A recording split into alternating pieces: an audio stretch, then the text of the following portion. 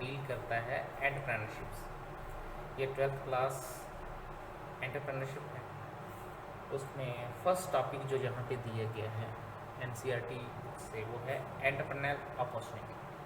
ठीक है, अगर एंटरप्रेन्योर अपॉर्चुनिटी की अगर हम बात करें, स्टार्टिंग में मिस्टर पीटर ड्रकर की डेफिनेशन है कि ये यहाँ पे बताते हैं कि बेस्ट वे, जो बेस्ट तरीका है फ्यूचर को प्रेडिक्ट करने के लिए, तो ये है कि हम इसको कैसे क्रिएट करें। तो ये अपॉर्चुनिटी है, तो अपॉर्चुनिटी को फ्यूचर के साथ जोड़ा गया है और इसमें से हमको बेस्ट तरीका ढूंढना है।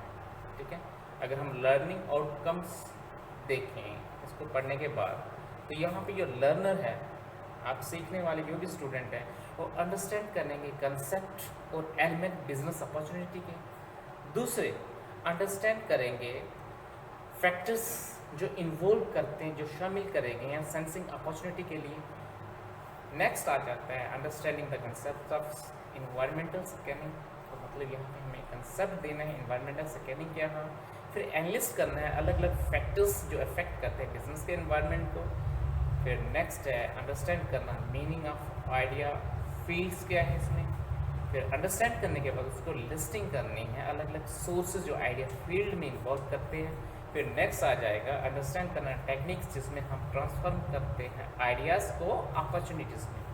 और फिर आगे आता है अंडरस्टैंड करना है कि यहाँ पे कौन सा ट्रेंड चल रहा है आइडिया को अपॉर्चुनिटी में क्रिएट करने के लिए। ठीक है, फिर नेक्स्ट और लास्ट है इलेबरेट, इसको विस्तार पूर्वक हमें क्रिएटिव रहना है और नए नए इनोवेटिव प्रोसेस का इन्वॉल्वमेंट करना है।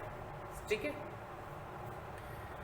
इसमें पहला आपका एक केस स्टडी दिया गया है बुल इन चाइना शॉप। ठीक है,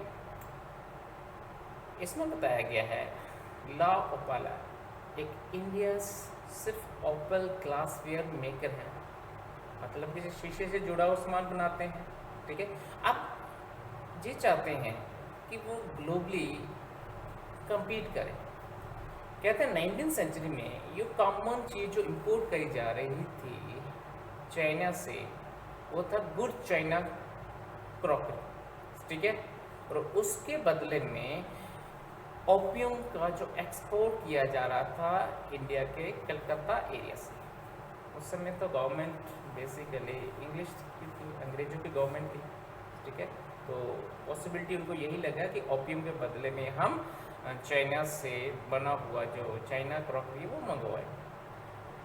और होता क्या है, जो बोन चाइना क्रॉकरी है तो उस पोजीशन में नहीं है, क्योंकि उसकी जगह पे वो को बोन ऐश का यूज़ करते थे।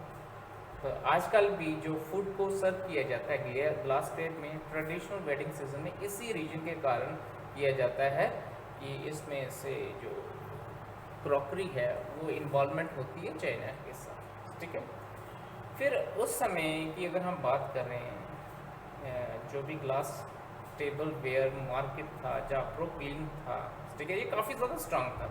लेकिन आज़ादी के बाद जब फॉरेन एक्सचेंज की रिस्ट्रिक्शन लगी, क्रॉकरी इंपोर्ट जो था वो हट गया। ठीक है, और मार्केट को स्मॉल मैन्युफैक्चरर के थ्रू फिल करा गया और इसकी जो क्वालिटी थी उसके ऊपर शक बनता ही है। ठीक है, क्योंकि कंपटीशन तो धीरे धीरे हो रहा था लेकिन क्वालिटी के ऊपर इतनी ज़्यादा इम्प्रूवमेंट नहीं थी। ठीक है, तो एक ग्लास स्मॉल ग्लास क्लीन है जो रहा ग्लास माधोपुर बिहार की अगर हम बात करें, ये टी शॉप ग्लासेस बनाते थे, शीशे के जो ग्लासेस बनाते थे, जार बनाते थे। ठीक है, और ये कहाँ पे पाया जाता था, मतलब कि इनको बेचा जाता है नेबरहुड ग्रोसरी शॉप्स में। ठीक है, फिर साथ साथ में हरिकेन लैम्प शेड भी चलते गए उनके पास। ठीक है, तो कहते हैं उनका जो एल्डेस्ट सन था सुशील झुंझुनवाला, उसको अपने फादर का जो बिजनेस है वो भी विरासत में मिला मिड 98 में। अब यहाँ पे जो झुंझुनवाला उन्होंने रियलाइज़ करा कि अभी कुछ बड़ा नहीं कर सकते हैं, तो अगर वो ट्रेडिशनल ग्लास प्रोडक्ट ही बनाते जाएंगे तो उसको बाकी वाले जो अगर ग्राहक हैं उनको मनाना पड़ेगा कि हमसे ये ग्लास खरीदिए। लेकिन 1980 जब ख़त्म होने वाला था, उनके पास एक आइडिया आया जब उनका एक ट्रिप चला साउथ कोरिया में, और उनके सामने एक ओपेक वाइट ग्लास निकल के आया। ओपेक मतलब जो ट्रांसपेरेंट था, जिसको बोलते हैं ओपेक, ठीक है। अब उसका जो लुक था काफ़ी ज़्यादा इंप्रेस था, तो उन्होंने डिसाइड करा कि हम इसको मैन्युफैक्चर करेंगे, तो उसके लिए इम्पोर्टेंट मशीनरी का यूज़ करा जाएगा। और उसके बाद ला ओपेला तैयार हुआ 1988, ठीक है। अब झुंझुनवाला की अगर हम बात कर रहे हैं तो टाइमिंग काफ़ी ज़्यादा परफेक्ट थी, क्योंकि उस समय लिबरलाइजेशन, इंडियन मिडिल क्लास का जो काफ़ी ज़्यादा प्रभाव पड़ने लगा। और 1991 के बाद इवन जो मिडिल क्लास का जो हमारा घर था, ठीक है, उसमें 2 या 1-2 सेट पड़ा रहता था और उसको वेडिंग पर्पस के लिए यूज़ किया जाता था। तो आइडिया मोस्टली ये था कि एक ऐसा प्रोडक्ट बने और इसमें इंडियनाइजेशन का कंसेप्ट इन्वॉल्व करा जाए जो रेडी अवेलेबल हो, अफोर्डेबल प्राइस के ऊपर, लेकिन ये काफ़ी ज़्यादा अट्रैक्टिव था, ठीक है। तो उसके ऊपर अच्छे अच्छे डिज़ाइन बनाए जा सकते थे, ठीक है। और ये जो डिज़ाइन वाली चीज़ें हैं वो डोमिनेट करने लगे इंडियन मार्केट के ऊपर उस समय, जो झुंझुनवाला ने बोला है। फिर झुंझुनवाला आगे बढ़ते हुए 1996 में ये बताते हैं कि वो स्टार्ट करते हैं हैंडमेड लेड क्रिस्टल ग्लासवेयर, लेकिन कोलैबोरेट करते हैं साउथ कोरिया के दूसर मैन्युफैक्चरिंग कंपनी से, ठीक है। और ये जो इन्वेस्टमेंट थी बढ़िया प्लेस की थी, लेबर रेट जो था मेन क्रिस्टल मैन्युफैक्चरिंग कंट्री का, ये काफ़ी ज़्यादा हाई था, क्योंकि जो इंडियन मिडिल क्लास था, ठीक है, ये डेवलप उस समय करा था अच्छे अच्छे ग्लासेस, ठीक है। ये अकेले बनाते थे, हैंडमेड था, काफ़ी ज़्यादा क्रिस्टल ग्लासवेयर था, ठीक है। अब धीरे धीरे ये मैच्योर होने लगा, ठीक है। अब इसका जो सेल है बढ़ता हुआ 18 करोड़ तक पहुंच गए। तो उस समय इन्होंने इन्वॉल्वमेंट करा था 150 स्किल्ड वर्कर्स का, ठीक है।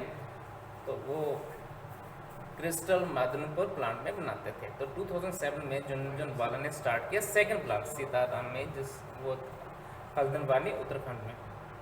उसकी तरफ अट्रैक्शन ये हुई हिल स्टेट टैक्स एग्जीम की तरफ, ठीक है।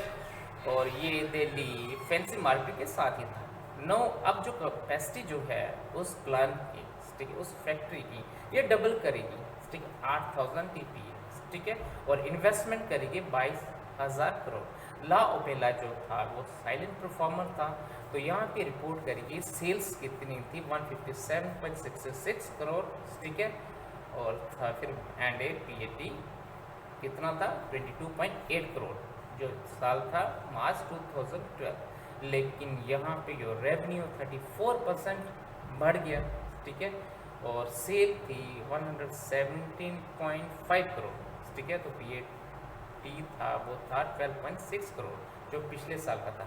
और ला ओपेला जो था वो ओनली ओपल ग्लास मैन्युफैक्चरर था इंडिया में, उसका 40% जो था 400 करोड़ में ये एस्टिमेट करा गया इसमें ग्लासवेयर मार्केट में।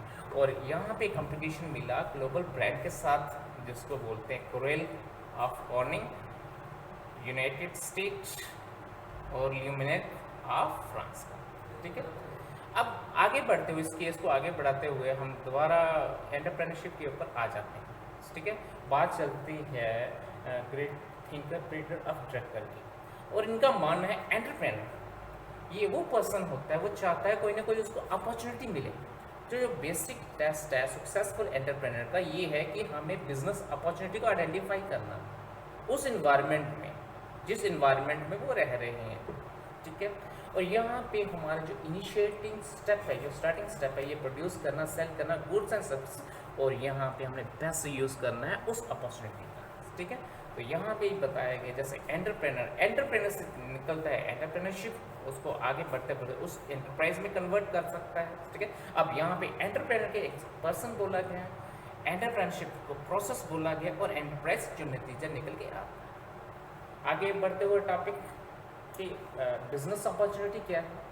अब कहता है कि बिजनेस अपॉर्चुनिटी की अगर हम बात करें, आजकल जो मॉडर्न वर्ल्ड है बिजनेस का, काफ़ी ज़्यादा अपॉर्चुनिटी है, और हर एक बंदा चाहता है कि उसको कोई ना कोई अपॉर्चुनिटी मिले, लेकिन मिलती नहीं है, ठीक है। तो एंटरप्रेन्योर्स इस अपॉर्चुनिटी को ढूंढ लेता है, और बिजनेस अपॉर्चुनिटी को डिस्क्राइब करा गया वो इकोनॉमिक आइडिया जिसको लागू किया गया है बिजनेस एंटरप्राइज को क्रिएट करने के लिए, लेकिन यही एंटरप्राइज अर्न करेगी प्रॉफिट्स। अगर हमें कोई भी अपॉर्चुनिटी सेलेक्ट करनी है उससे सिलेक्शन से पहले एंटरप्रेन्योर इंश्योर करेगा। देखिए दो चीज़ें हमारे पास आनी चाहिए।